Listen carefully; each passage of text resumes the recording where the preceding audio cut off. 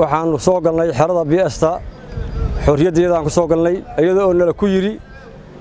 waxaad weeraraysaan ciidanka BSta Puntland sida markay xaaladu nagu noqotay waxaanu dooranay inaanu ka soo baxno difaaca oo xorriyadeeda ku nimaano ciidankayaga BSta Puntland waxaanu nahay 86 nin oo ka tirsan ururka Gallayr ee ka tirsan goobta la yiraahdo Kalabayr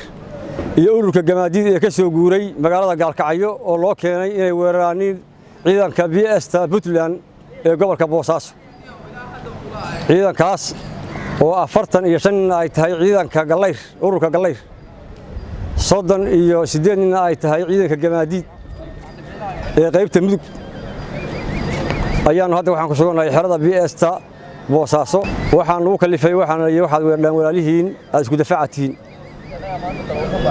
sida markay xaaladu noqotay waa ka soo baxnay waxaanu ciidankayga difaac la soo gal waxaan ugu baaqaynaa dhammaan meel kasta ciidamadu joogaaniin ciidamada Puntland waa walaalo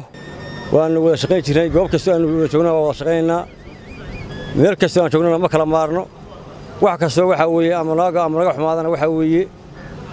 ayaankan waxa weeye baalkan la yiraahdo ishageen saxan baa wax ku cun jir saxan baa wax ku cun jir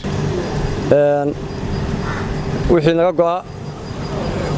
kolay wixii naga go'ay jiray waxay ahayd wixii ambasaanada amba huba waxaanu ka taageeri jiray aad iyo aad wax uga qayb qaadan jiray ciidanka BSta bismillaahir rahmaanir rahiim magacaygu waa Cali Salmaan Faarax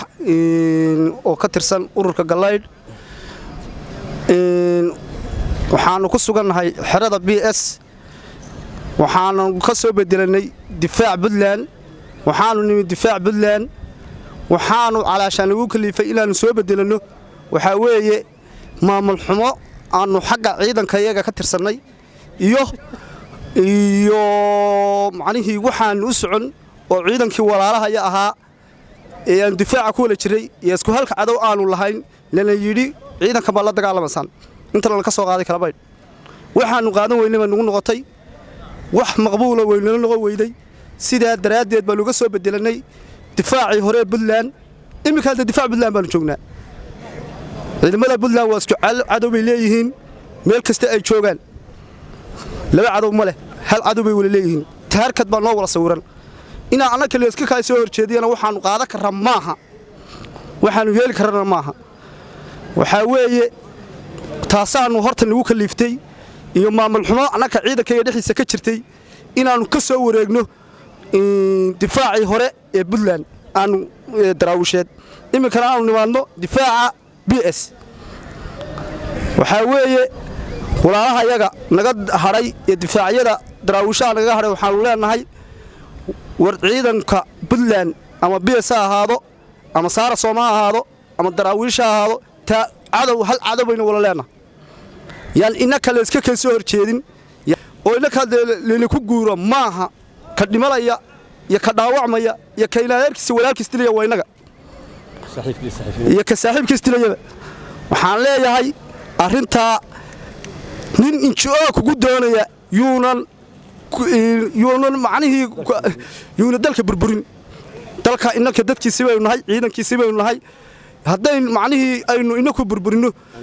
deeynaka wadanka iskale maatada iyo caruurta qaxaya waxa weeye waa dadkeeni nin walba askar iyo naag iyo reer iyo caruur baa u degan suuqa hooyo u degan ummadda oo dhan waa walaalaheen askariga kula cadowga iyo kula dhimalaya shalay deena lagu soo hor cabeeyo oo lagu dhaho kan la dagaalan oo nin injoo doonaya uu macnihii ama isla xilba laga qaadaya oo lagu guuraya oo dib ka baqaya inuu ya askari walaalkaaya uu ka horkeeno meesha kuma jirto waxa uu leeyahay laga fiirsado arinta ciidana siyaasad ma galo arinta aad iyo aad looga fiirsado bismillaahir rahmaanir rahiim ciidanka waa soo dhaweynaa waa walaalaha iyaga welcome baan leenahay soo dhawaada baan leenahay dalku waa dalkiinii ka u shaqeynaysan iyo waa sumid soo dhawaada baan leenahay gacmo furan baan soo dhaweynaa xaradu waa meeshiini xaradiini ciidankan maanta noo yimi ciidamadu hadday goostaan meel kale isaga goosan jireen laakiin waxay ka soo qayb galeen xero Puntland bay ka soo goosteen xero Puntlandna way joogaan tay ka yimaadeen waa xeradoodii tay yimaadeenna waa xeradoodii aad baan u soo dhaweynaynaa asi aad iyo aad baan u soo dhaweynaynaa ciidankii aan wada shaqayn jiray oo waxa weeyaan wada shaqayn jiray weeye waa ciidankayagii meel kastoo ciidan joogana waa isku mid waa isku naf ciidanka Puntland waa isku naf waana isku mid waa isku gacan waa isku cadow waa isku hadaf wax laba mawduuc ma leh iskuna dhiman mayaan kuwa noo yimina waan soo dhaweynaynaa kuwa kale too haddii noo yimaadana waan soo dhaweynaynaa assalaamu calaykum waraxmatullaahi wabarakaatuh waxaan soo dhaweynayaa wiilashan walaalahaya waa ciidamadii nala shaqayn jiray oo muddo dheer aan wada shaqaynaynay meelo badan aan ka wada howlgalnay dhib badan aan isla soo marnay buuro badan iyo rafaad badan iyo guur habeen aan isla soo jirnay aad iyo aad baan u soo dhaweynayaa 100% in maanta innaga taarget la saga kendhigo oo cadow isku noqonaa de wax suurtagal maaha taasna waxa cadeyn oo sida noogu timaadee kuwa kale oo inaga maqan waxaan rajaynayaa insha Allah billahi kariim waqtiyada ugu dhow inay fahmaan ujeedooyinka laga leeyahay hawlahan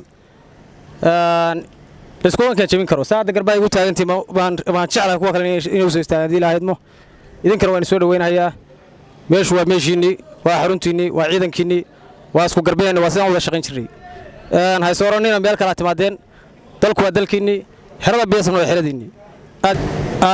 muddo dheer baan wada shaqaynaynay ciidamadan hal taarget baan lahayn hal mowqif aan lahayn hal meel baan ku wajahan jirnay taasna waxay ahayd waargixisada inagu cadow iskuma noqon karno iskuma keen jabin karo hal meel iyo hal taarget baan lahayn kaasna waa cadowga inaguna hadda kuwa inaga maqan iyo kuwa joogaba qaluubtaan kala soconaya qalbiga waan isdareensanaa waan soo dhaweynaynaa insha Allah billahi kariim waa maasantiin